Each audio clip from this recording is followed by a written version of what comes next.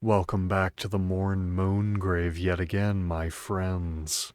And today, we're going to be diving even deeper into the DLC weapon frame data. So, without further ado, join me for part 2. Alright, y'all, welcome back for part 2 of the DLC weapon type frame data analysis. So, for this second part here and this second brand new weapon type that we're going to be looking at today, this one is very, very interesting because there's a lot of speculation to be had even beyond the previous video, and maybe even more so than the rest of the parts as well, barring maybe two other episodes, but we'll get to those when we get around to it. But focusing more on this here, this weapon type is very, very fascinating because it actually has bullets, it has projectiles tied to all of its neutral R2 attacks and its augmented R2 attacks. So running R2s, jumping R2s, guard counters, etc., right? So that is kind of the main quirk about this brand new weapon type. I'm not exactly sure how that's going to end up playing out later on down the line, but one thing that comes to mind immediately for me is that we have two weapons that have R2 attacks that do have projectiles tied to them within Elden Ring's base game, right? Those being the Frozen Needle and the Wing of Estelle. And those two weapons are so fascinating and so cool as to what you can actually pull off with them, having a projectile on your R2 attacks that has no cost, effectively, you know? And that whole idea and whole principle is very, very awesome, and I'm glad to see From Software playing around with it a little more here. But with that being said, let's just dive into the baseline moveset before we get too speculatory, dude, on those fronts. But so right here we see a one-handed neutral R1, first one in its respective attack chain. It seems to start on frame 14 here, and the active frames last all the way up until frame 16. And very few active frames here, so only a 2-frame active hitbox there, which is quite minuscule in the grand scheme of things. But one thing to point out here is that frame 14 is a relatively fast attack, especially in a PvP setting. That can be compared to, I do believe, the one-handed Kiba neutral R1, which is very fast. Sorry, not Kiba, just katanas in general, right? But me being a PvP enjoyer, you know, obviously Naga Kiba comes to mind first and foremost, but that is actually pretty fast. It's a pretty viable attack. So going on from there, you have the second R1 in the chain, which is very cool, having frame 12, which is bordering on that unreactability mark, but of course, it being the follow-up in a chain, it's hard to make that unreactable because you know it's coming. But very interesting nonetheless.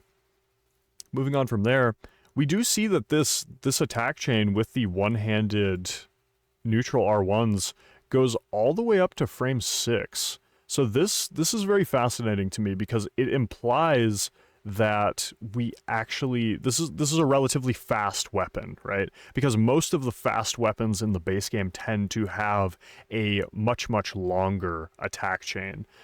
So here's where it gets fascinating too, right? So we saw the neutral R1 number 1 one-handed into the second R1 in the chain, and then we start seeing the double hitboxes, okay? So meaning that you're potentially attacking with two weapons simultaneously, like a main hand or an offhand here.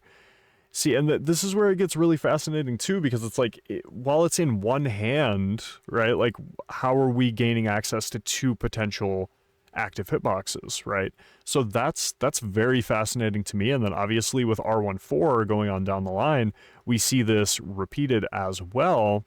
And then it goes back to a single attack hitbox here for R1 number 5 in the chain, and then we have R16 as the finisher of the chain, and that ends up being two separate hitboxes activating at frame 19 respectively. So this is already, you can kind of tell that this is a very, very fascinating weapon baseline. So moving on from the neutral R1 chains here, we do have a frame 21 running R1, which is extremely fascinating considering how fast the baseline moveset seems to be for this weapon type.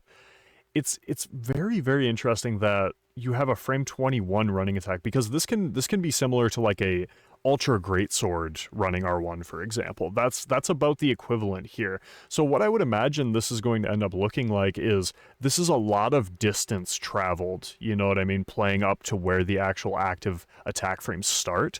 So I imagine whatever this running R1 is, it's going to be very reactable, but it has just so much forward momentum tied to it, is definitely what it looks like. So that's interesting in and of itself, right? But here's where it gets interesting, okay? And then we see the one-handed running R2. It has the double hitbox, implying that it has two separate active hitboxes here happening. And the running R2 is actually 2 frames faster than the running R1 that we just looked at. The active frame activation on the running R1 is frame 21, but as you can see with the running R2, the active hitbox starts on frame 19, which is very fascinating, and it has this double hitbox associated with it. So that's very fascinating in and of itself, right? But you also have, and this being the main quirk of this brand new weapon type, whatever it shapes up to be, this right here has a bullet tied to a running R2 attack. And I do not believe that we have seen anything like that in Elden Ring baseline. I don't believe we've seen any projectiles tied to a running attack thus far. So that's extremely, extremely interesting, because even if you talk about like weapons that do have the baseline projectile R2 properties, like I was mentioning earlier with the Frozen Needle and the Wing of Estelle, right? They only have it on their neutral R2s and the neutral R2 follow-ups. They don't have the projectiles tied to the running attacks themselves, which this is something that goes above and beyond even that, which is absolutely wild to me. So that's incredibly fascinating, right? Then, obviously, we have this, which is very interesting.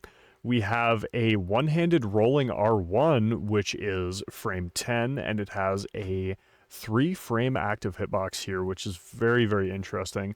And if we take that, we go to frame 13, to the dodge recovery, is frame 20. So that's about the same recovery as a offhand thrusting sword or an offstock, right?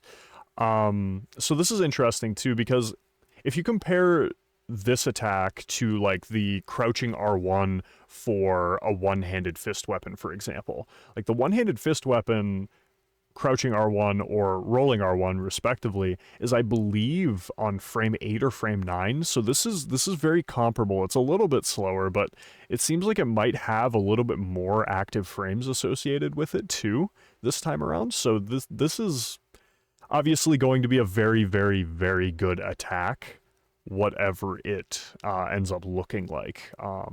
Remains to be seen, of course, but very, very good pressuring nonetheless with this attack alone. And then, of course, we do have the backstep R1s, the double hitbox, which is very interesting, but more or less you can kind of gloss over the backstep attacks.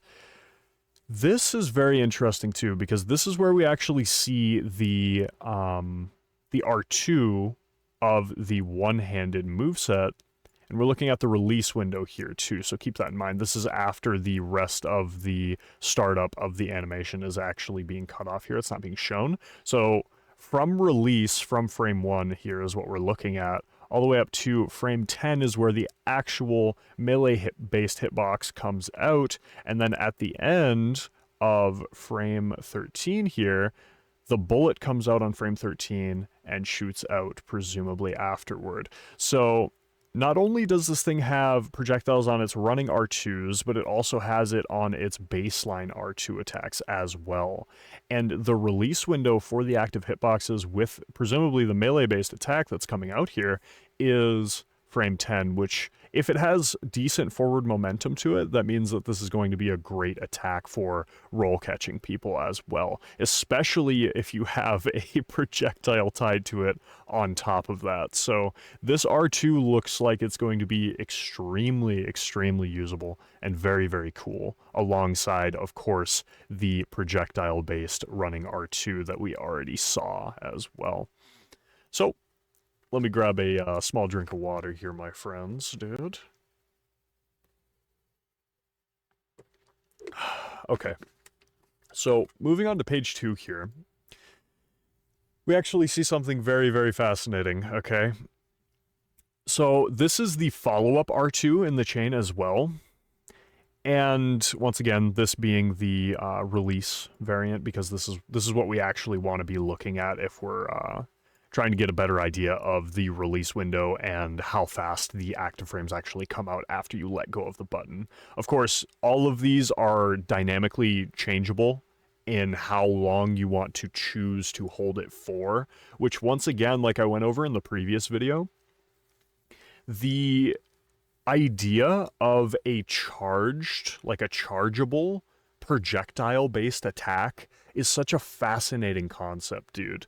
Like, and I'm glad to see that they're playing around with this idea even more so with a weapon that actually just has projectiles tied to all of its R2 based attacks. You know, even the augmented R2s, like I said, the running and the jumping R2s as well, as we'll see coming up here.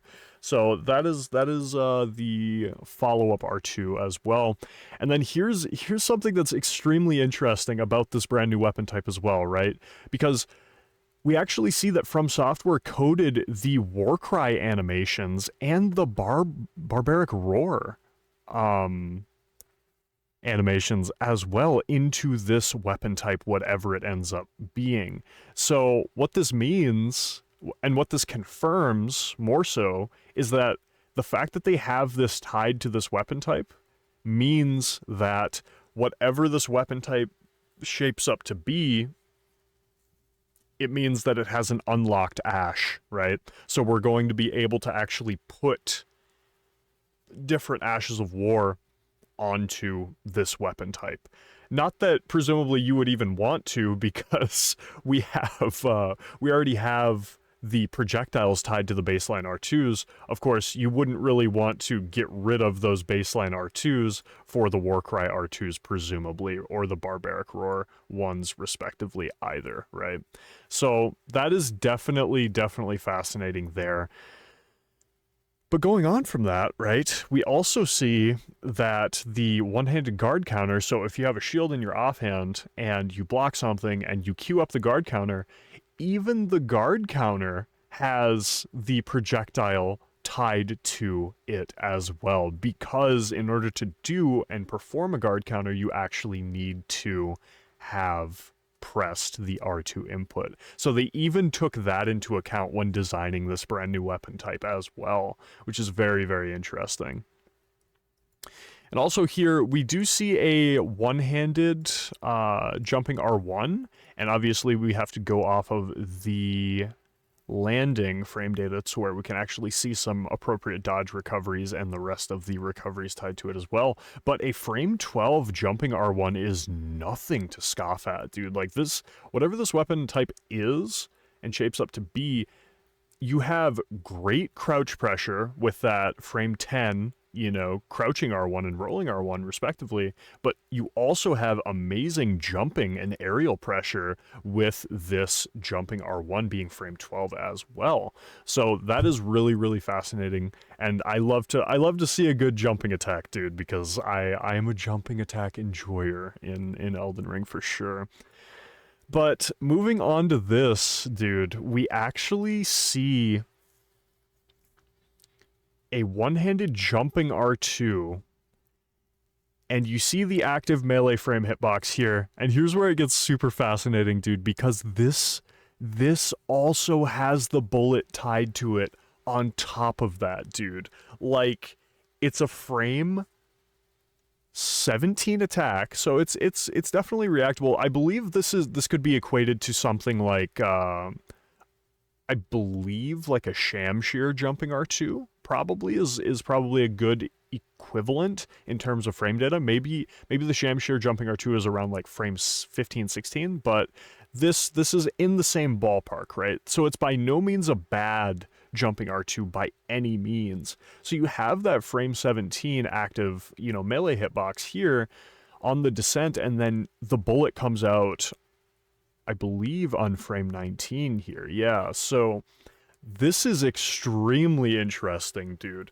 So, and once again, this is something that they haven't done before yet, either. They haven't done projectiles on a running R2 based attack, and they've never done projectiles on a jumping R2 based attack either. So that is absolutely fascinating, dude. And the use case for this is going to be just absolutely astronomical, I would imagine. Just so much aerial pressure with this alone, and the ground pressure with the running R2s respectively as well, right? So that is extremely interesting, and I cannot wait to see what that ends up looking like. But going on from that too, obviously having confirmation of being able to riposte and backstab with this weapon is always good there as well. Clarifying any doubt there is always nice. So here's where this thing becomes super interesting too, because we have a two-handed neutral R1, okay? So implying that the two-handed moveset potentially, well, not even potentially, we know that it has two separate attack hitboxes here as well, and this is interesting too, because this is the main reason what made me think that this weapon could potentially be the reverse gripped curved swords that Miyazaki talked about as being one of the 8 brand new weapon types in the DLC respectively. Because I take a look at this frame data, right? It's a frame 12 hit, like where the first active hitbox happens, and then there's this pretty significant 4 to 5 frame delay here from the end of the active hitbox on the first attack to the beginning of the second. And I'll pull this up right here just to show you guys this, because this is the most like compelling evidence towards it being the reverse grip curved swords. But I guess before I go any further on my rant here, I'll show you guys what I mean. So keep in mind that frame 12 is really fast too, so when that's hitting, and then frame 20 for the follow-up. So check this out right here.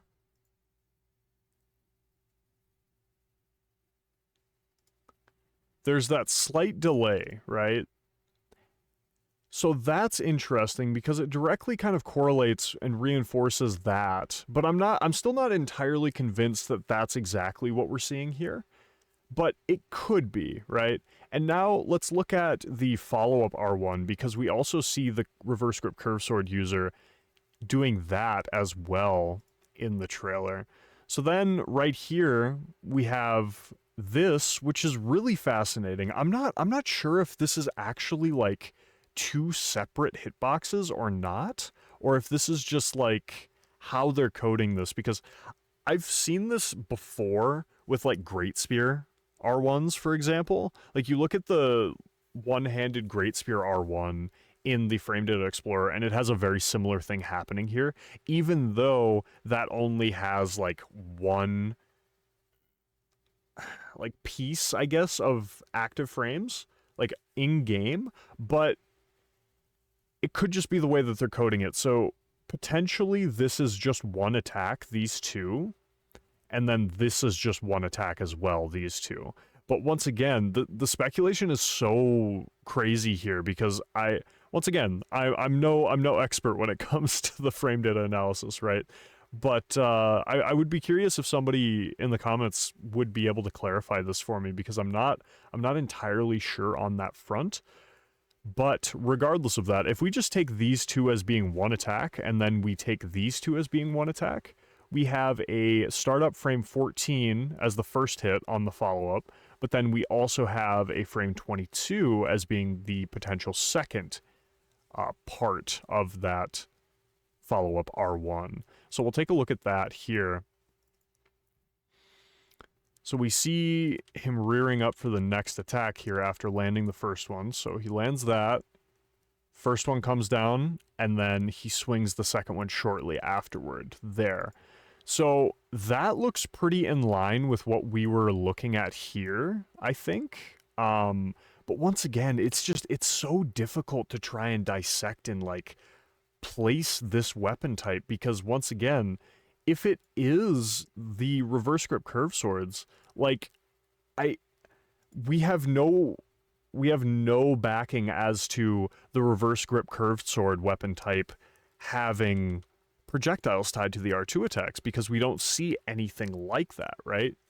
But this is just the closest frame data, I guess, to what we're seeing in the Frame Data Explorer, and this is the closest thing visually that we see in the official gameplay reveal trailer that could potentially equate to this frame data being directly associated with the reverse grip curved swords, right? So that's fascinating right there, first and foremost. And then we take a look at the third R1 in the chain. There's a single attack here, but then there's two right here. See, so if you go back into the second R1, it's like, is this actually attacking simultaneously? Like it's one attack, two attacks, three attacks, four attacks, you know what I mean? Kind of like the power stance curve sword running L1, for example, you know? Like, because that actually does attack four times. So maybe what we're seeing here is you just go absolutely buck wild and do four attacks simultaneously, you know what I mean? Or two attacks simultaneously immediately, small pause, and then two more attacks simultaneously as well.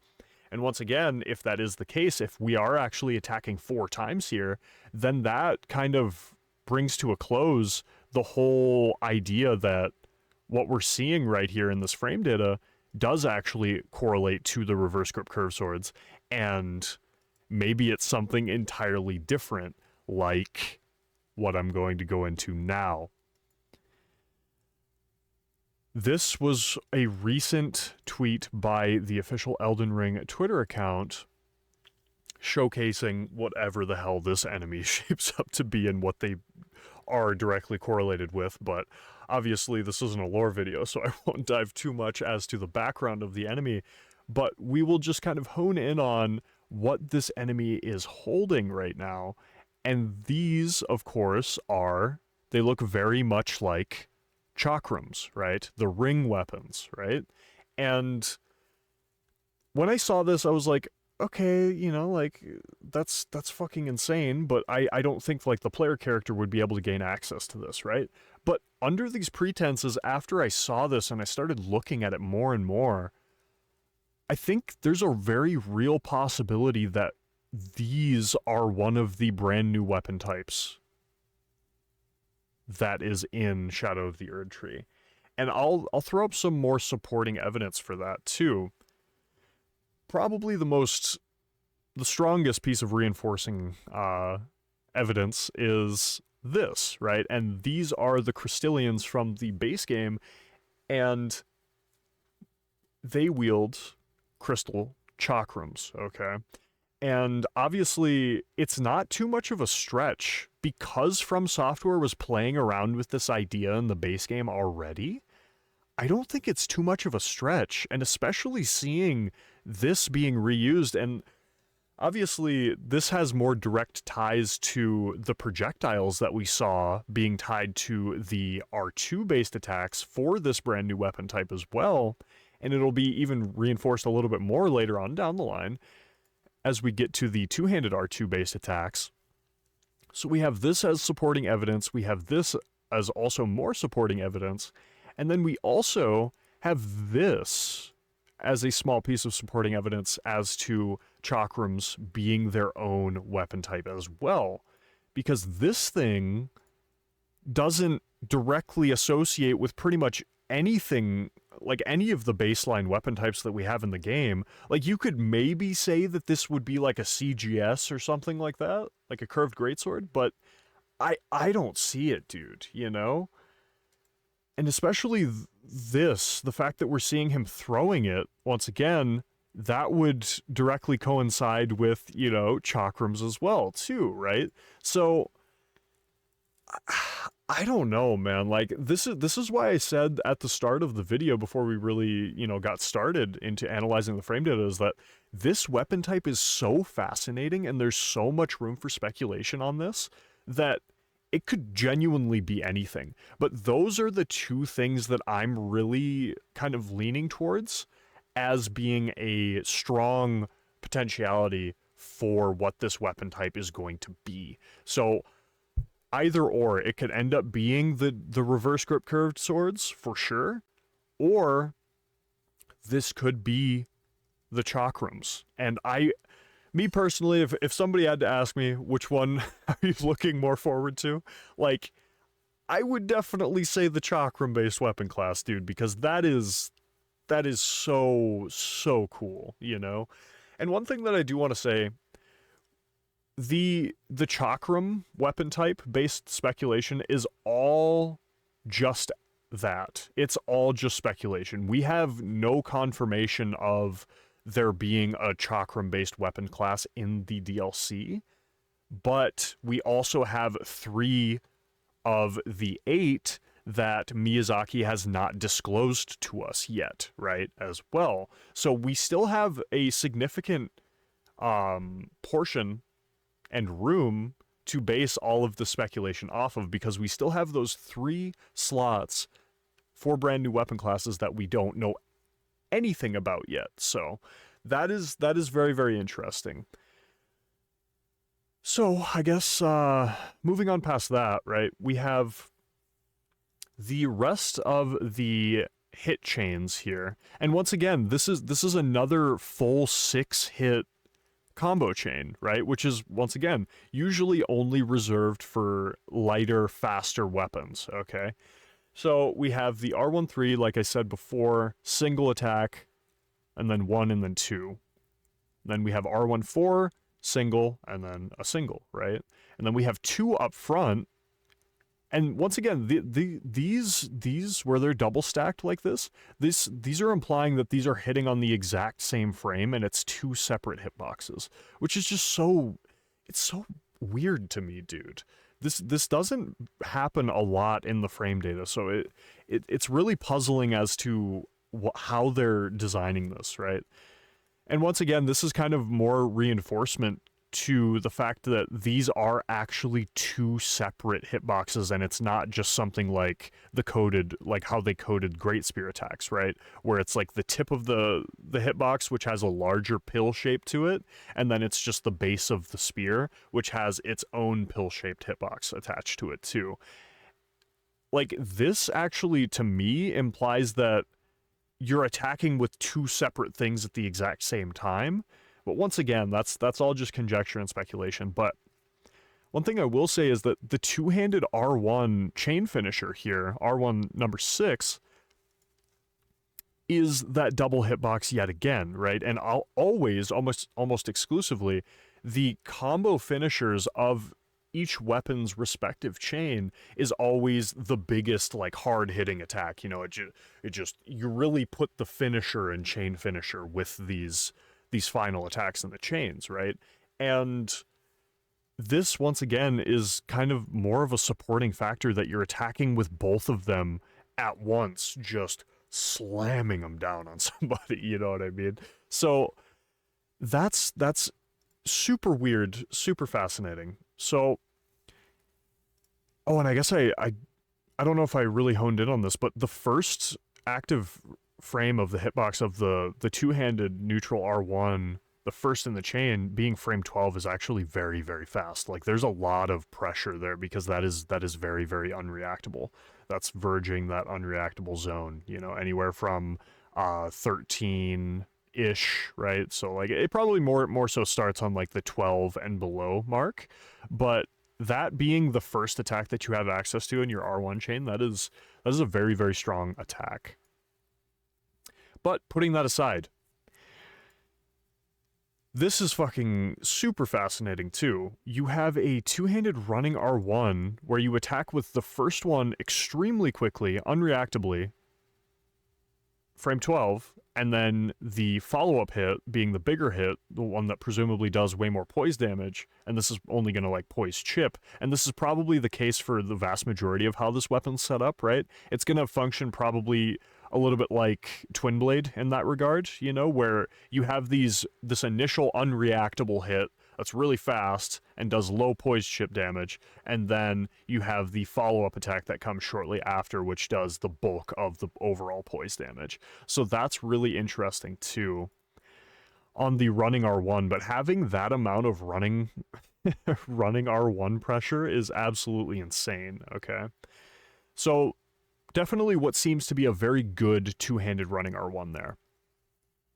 And then we have this, okay? This is fascinating because we actually have presumably two active hitboxes here hitting at the exact same time on frame 18, but then we have one of them that has the bullet attached that comes out at frame 19, which is fascinating. And then on top of that, a small 6-frame break in between, and then we have active hitbox number 3 and number 4, with number 4 having the second bullet attached to it as well, going out on frame 30.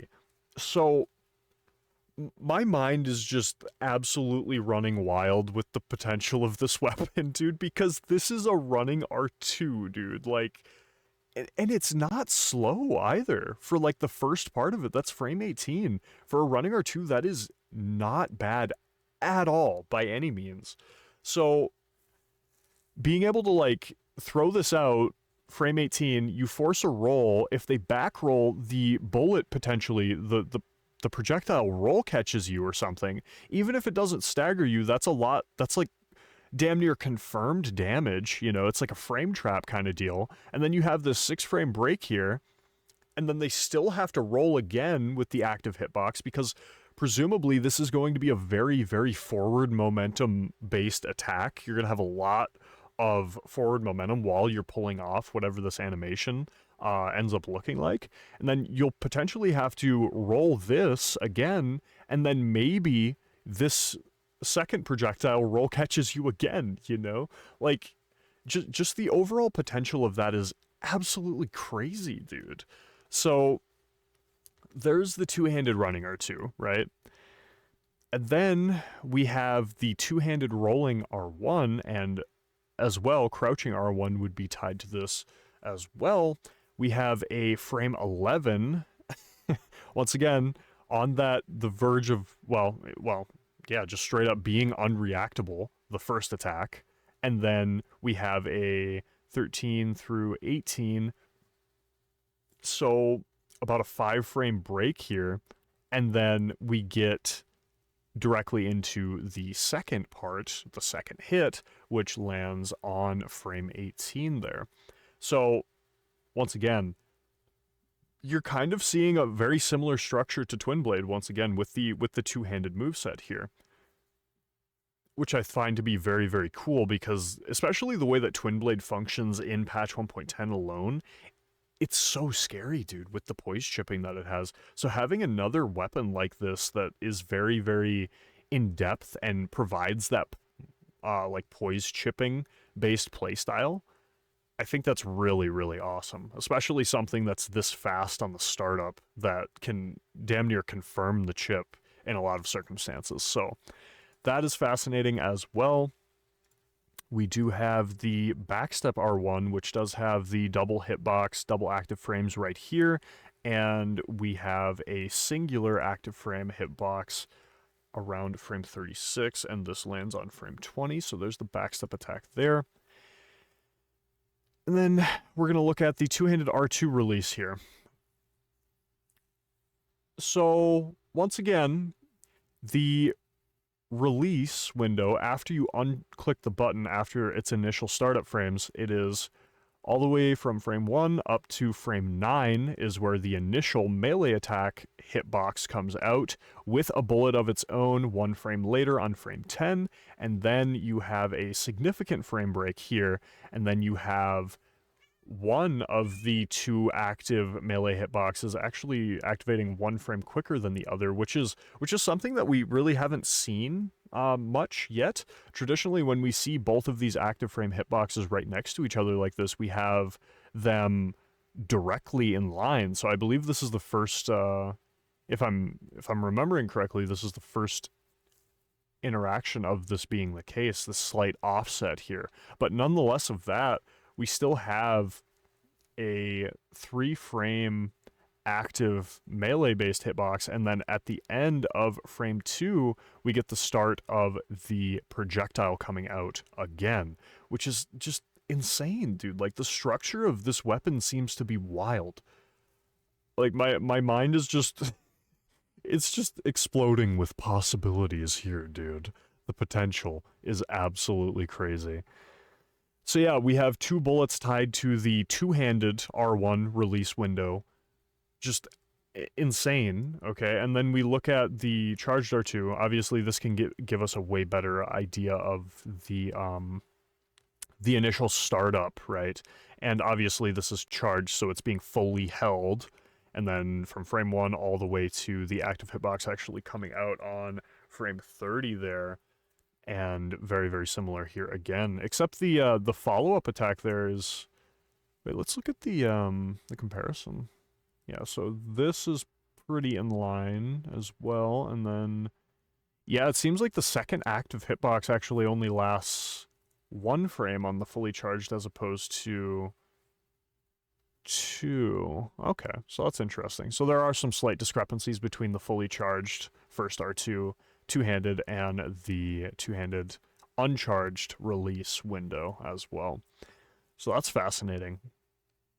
And once again, we actually do see the 2-handed barbaric and warcry animations also being coded into this weapon as well. So once again, just reinforcing that point home, whatever this weapon class ends up being, it is going to have the ability to have an unlocked Ash, or which could potentially be the case for one of the weapons that are included in this weapon type, to have Barbaric Roar as its locked Ash or Warcry as its locked Ash, respectively. But I would not just assume that, you know, like, Barb or Warcry is going to be its locked Ash. What I would put forward, first and foremost, is that I take this to mean a very good thing, that we effectively have this entire weapon class that has a unlocked Ash capability, and that is always incredibly, incredibly exciting there. So what we do have as well, you know, we can see the 2-handed guard counter, right? So this is actually where we can kind of confirm that this weapon type, whatever it ends up being, is going to function as a paired weapon. So like fist weapons do, like claw weapons do, right? So when you have it in one hand, for example, in the base game, a fist or a claw, when you 2-hand it, you just duplicate the weapon that you already had in your main hand, and you put that in your offhand as a result, right? Which, when you're 2-handing a fist weapon or a claw weapon in the base game, you're able to, your L1 button becomes your block, right? And your what is it? Yeah, your baseline R1s become attacking with both weapons, and then et cetera, on down the line, right? So that's really, really fascinating that this weapon is potentially going to have block cancels being a significant part of it too, which is very cool. And also, once again, getting back to the guard counter, this is really cool too, because it has, once again, that duo hitbox, active melee hitbox frames right here, and then we have 2 bullets releasing at the exact same time too, which is very cool. Obviously, 2-handed guard counters not very viable in a PvP setting, or guard counters really just in general, but obviously guard counters are exceptionally good in a PvE setting across the board. So We do have that there. And then we also, interestingly enough, we have the two-handed jumping R1, the first hit, it being a double delayed hit for a jumping attack, which is not really something that we see very, very much too often in the base games with how the baseline weapon types are designed. So this is really, really fascinating. So we have the first one coming out on frame 11, and then the second, presumably the one that does the vast majority of the poise damage there, coming out on frame 18 as well. So once again, really good jumping attack pressure there. And because there's this significant delay, typically a significant frame delay in attacks and animations, or super late animations, you know, before, if it were to take a really long time to actually get to the initial attack, I take that to mean a lot of times, and just basing this off of how a lot of animations work in the baseline game with a lot of the weapon types, is that a significant delay indicates that there's a lot of distance or travel, you know what I mean, in between. And obviously translating that into a jumping attack is very, very interesting. So potentially this final attack of this baseline jumping attack is pretty far reaching, right? So that's a lot of, once again, jumping attack pressure there. Very, very cool to see. Then we're getting to some interesting stuff here again. Here we see the two-handed jumping R2 as well. And one thing I want to point out too is that the melee-based portion of this hitbox here, this is a really meaty hitbox, dude. This lasts a long time. This has a lot of active frames in comparison to what we've seen from pretty much the rest of the weapons kit up until this point, which is very, very interesting. So these are very, like, a lot of active hitboxes here. A lot of active frames rather.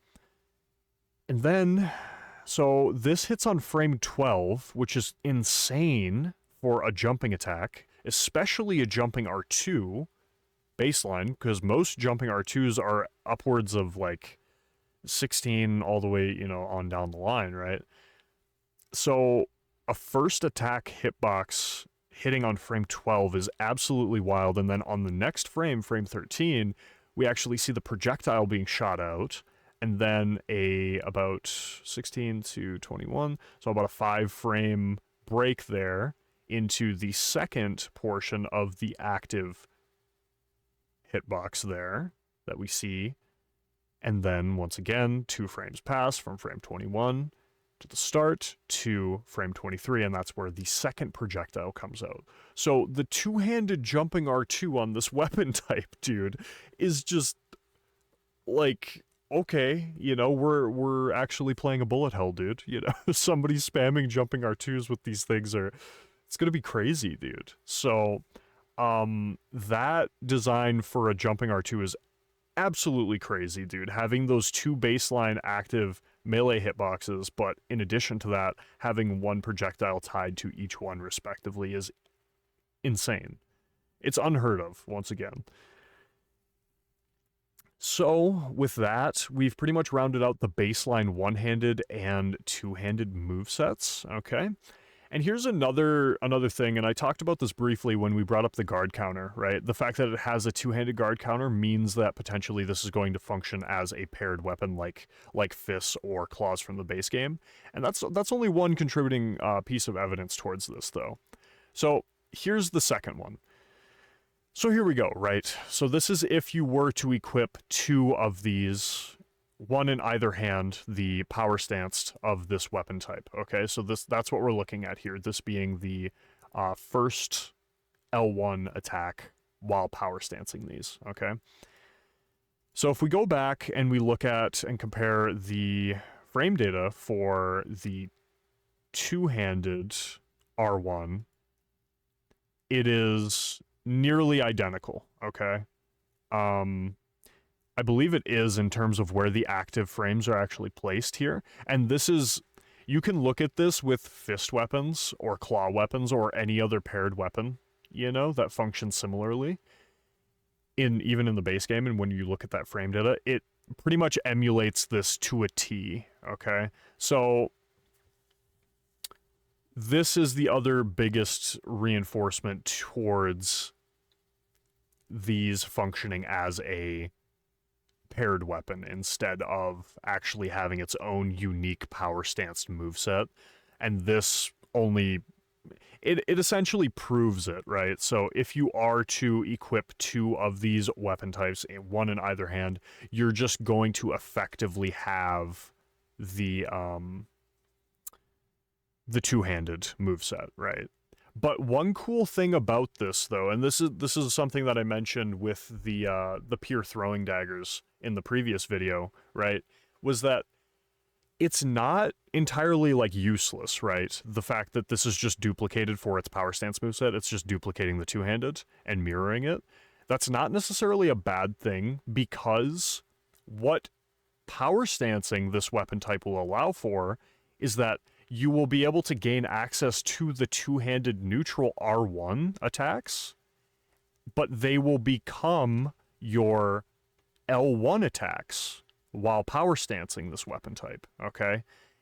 And supplementally to that, you will be able to garner the one-handed full moveset as well in your right hand, okay?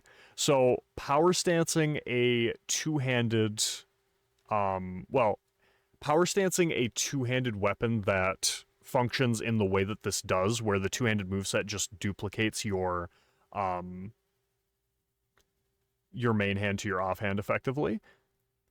The perk of that is being able to have access to your one-handed moveset as well as the two-handed moveset without having to actually swap from two-handing to one-handing, right? So that's where the benefit of the paired moveset actually comes in, because you get more versatility out of it as a result, and you don't have to swap constantly back and forth between one and two-handing, right?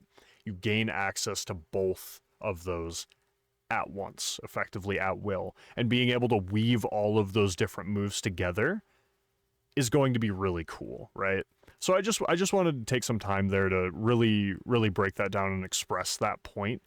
The fact that the paired moveset is not useless, right? It still has a point to exist. And I think that's really cool, right? So, with that being said, I do believe, I mean, we'll look through this and just make sure that we're not missing anything here. And I do believe when this is in your offhand as well, it doesn't have a unique frame data set either. It has a little bit different recoveries, but that's always the case with even stuff in the base game. You know, you have main hand, offhand discrepancies across the board, and it's a huge problem, in my opinion, that the fact that there's very little standardization in that regard, but that is a topic for another video. But I do believe,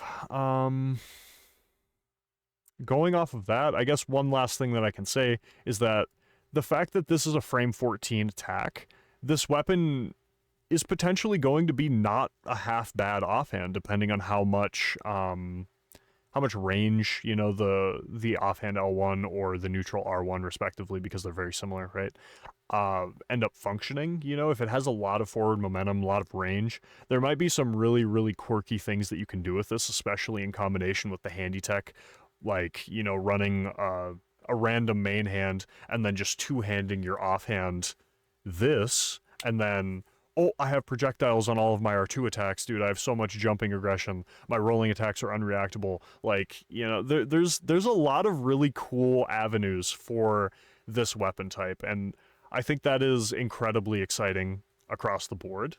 But yeah, guys, I hope you enjoyed the part 2 breakdown of the DLC weapon frame data, dude. So, without further ado, dude, I'll see you in the next one. Bye for now, y'all.